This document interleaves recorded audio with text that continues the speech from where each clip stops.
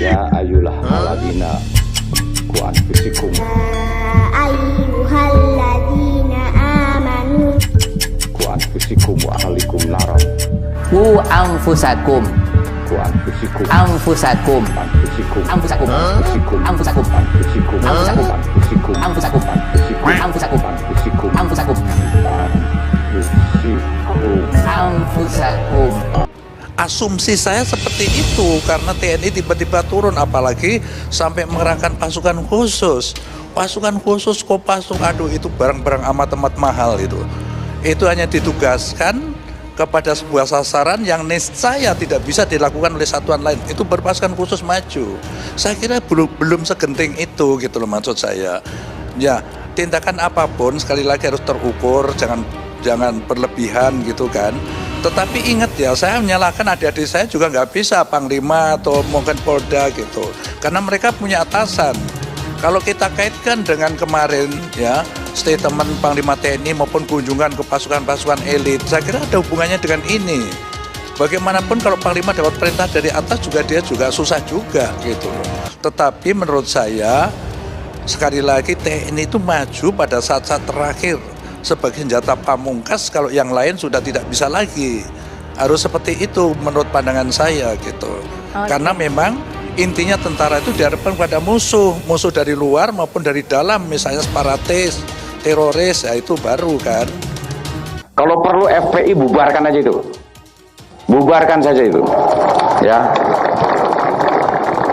Saya minta pertanggungjawaban. Baik, kalau mau bubarkan FPI silakan. Tapi kami minta bubarkan semua pelacuran di Indonesia. Jangan FPI bubar, pelacuran ente piara. Kira-kira jelas tidak? Nah, jadi adil saudara. Kalau adil enggak apa-apa. Saya enggak pusing kok. FPI mau dibubarin saya enggak pusing. Karena FPI hanya organisasi, alat juang, bukan tujuan. Tujuan kita adalah ridho Allah subhanahu wa ta'ala. Ada FPI, nggak ada FPI, amar ma'ruf nahi munkar wajib untuk kita perjuangkan. Kabar Harian mengabarkan.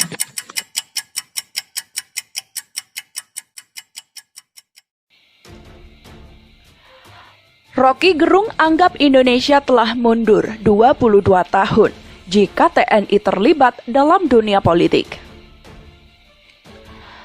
Penurunan baliho dan spanduk bergambar Imam Besar Organisasi FOM Pembela Islam atau FPI Habib Rizik Syihab yang diperintahkan oleh Panglima Daerah Komando Militer Jaya atau Jayakarta, Majen TNI Dudung Abdurrahman kembali menuai kritik.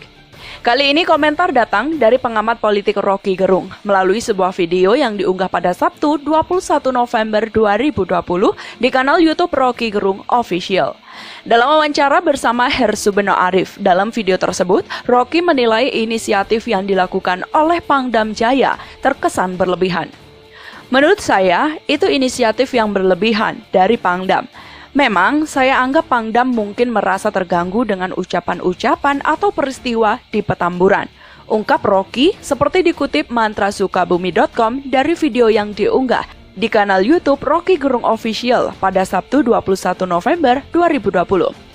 Rocky menambahkan peristiwa yang terjadi di Petamburan, Jakarta Pusat merupakan peristiwa politik dan TNI seharusnya tidak tunduk pada perintah sipil, sesuai janji TNI pada saat reformasi Indonesia. Tetapi, itu adalah peristiwa politik dan TNI sejak reformasi sudah mengucapkan janji untuk tunduk pada civilian values, pada pemerintahan sipil, sehingga tidak boleh masuk di dalam wilayah yang sifatnya politis, tambahnya. Menurut Rocky, keadaan tersebut yang membuat masyarakat sipil, dalam hal ini LSM mengingatkan kembali bahwa kalau ada kejadian TNI terlibat dalam peristiwa politik, maka Indonesia telah mundur 22 tahun. Jadi, saya menganggap apapun itu alasannya, seharusnya TNI bisa memperbantukan untuk menurunkan baliho-baliho itu. Kalau Satpol PP-nya memang nggak bisa manjat, nggak punya cara untuk menurunkan, kata Rocky Gerung. Tapi kalau berseragam militer, manjat ke situ, itu kurang mulia sebetulnya. Karena nanti orang menganggap bahwa tugas TNI adalah menurunkan baliho. Apakah semua baliho harus diturunkan dengan cara yang sama? Lanjutnya. Rocky berpendapat tindakan TNI dalam hal ini Pangdam Jaya bisa dipahami karena menyangkut kedaulatan dan kebangsaan. Tetapi dirinya menyebut bahwa momen tersebut tidak tepat untuk unjuk kekuatan ataupun gelar pasukan. Tetapi sekali lagi, psikologi Pangdam tentu bisa kita pahami untuk memperlihatkan bahwa dia tegas di dalam urusan yang menyangkut kedaulatan dan kebangsaan, ujar Rocky. Dari segi itu, orang setuju saja, tapi momen semacam ini bukan momen yang tepat untuk gelar pasukan, sebetulnya. Jadi, saya kira komunikasi publiknya kurang tepat dilakukan oleh TNI, pangkasnya. TNI ditantang buktikan kehebatan Kopassus di Papua, bukan sibuk urus polemik HRS. Wakil Ketua MPR Hidayat Nur Wahid atau HNW menantang pasukan elit TNI Komando Operasi Khusus atau Kopassus untuk membuktikan kehebatannya di Papua. Kopassus menjadi perbincangan ramai sejak beberapa hari terakhir setelah mendatangi markas FPI di Petamburan, Jakarta. Menurut HNW, KKB merupakan kelompok separatis yang jelas-jelas mengancam kedaulatan NKRI. Apalagi kembali KKB, kelompok separatis OPM kembali berulah. 2 warga sipil di Ilaga, Papua, mereka tembak. Aksi berulang itu secara nyata mengancam kedaulatan hukum dan eksistensi NKRI. Tulis HNW di akun Twitternya @hnurwahid, Sabtu 21 November 2020. Mantan Presiden PKS itu membagikan tautan berjudul KKB kembali berulah, diduga tembak 2 warga Papua di Ilaga. TNI dengan Kopassusnya harus fokus ke sana, buktikan kehebatan mereka atasi kelompok teroris separatis ini, pinta HNW. Ia mengingatkan bahwa musuh TNI adalah kelompok teroris separatis yang mengancam NKRI, bukan Habib Rizik Syihab atau HRS.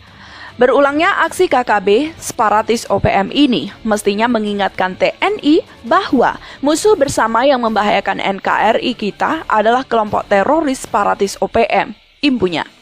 Wakil Ketua Majelis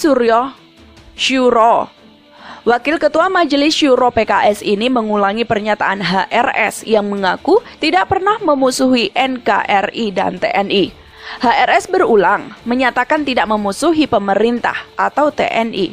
HRS dan FPI bisa bersama TNI bantu korban bencana, juga selamatkan NKRI, tandas Hidayat Nur Wahid. Sebelumnya kelompok kriminal bersenjata atau KKB Papua menembak 2 warga sipil di distrik Sinak menuju distrik Ilaga, Kabupaten Puncak, Papua, Jumat 20 November 2020. Korban Amanus Murib dalam kondisi kritis, sementara Atanius Murib meninggal dunia. Keduanya dilarikan ke Puskesmas Ilaga oleh masyarakat sekitar tempat kejadian. Korban meninggal dunia dengan luka parah sempat ditangani oleh petugas puskesmas, namun nyawanya tidak tertolong karena terlalu banyak mengeluarkan darah. Dari informasi yang beredar dan analisa sementara, pelaku penembakan diduga KKB. Aksi brutal KKB ini bermotif intimidasi kepada masyarakat karena tidak dapat dukungan dari masyarakat setempat. Demikian keterangan tertulis Pusat Penerangan TNI. Tugas Kopassus TNI, tumpas teroris di Papua, bukan Petamburan.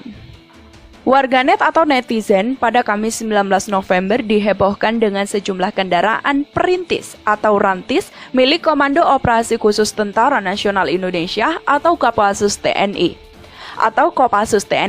yang berhenti di jalan raya di Kelurahan Petamburan, Kecamatan Tanah Abang, Jakarta Pusat.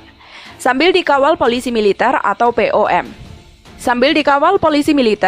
POM dan sejumlah prajurit yang naik truk di belakangnya, rantis Kopassus TNI membunyikan sirine meraung-raung berhenti di depan gang menuju markas Front Pembela Islam atau FPI. Pengamat militer Fahmi Alfansipane menjelaskan jika Kopassus TNI dibentuk untuk menghadapi ancaman nyata NKRI seperti terorisme, separatisme, dan beragam ancaman hibrida atau campuran. Hingga bukan ranah pasukan khusus untuk menakut-nakuti warga sipil, dalam hal ini anggota FPI. Terorisme yang bergerak di wilayah tertentu masih berlangsung hingga hari ini, seperti di Poso dan Papua. Meski beberapa hari lalu 2 terduga teroris telah diselesaikan operasi gabungan TNI dan Polri, Meski beberapa hari lalu, 2 terduga teroris telah diselesaikan operasi gabungan TNI dan Polri, kata Fahmi kepada Republika Jumat 20 November.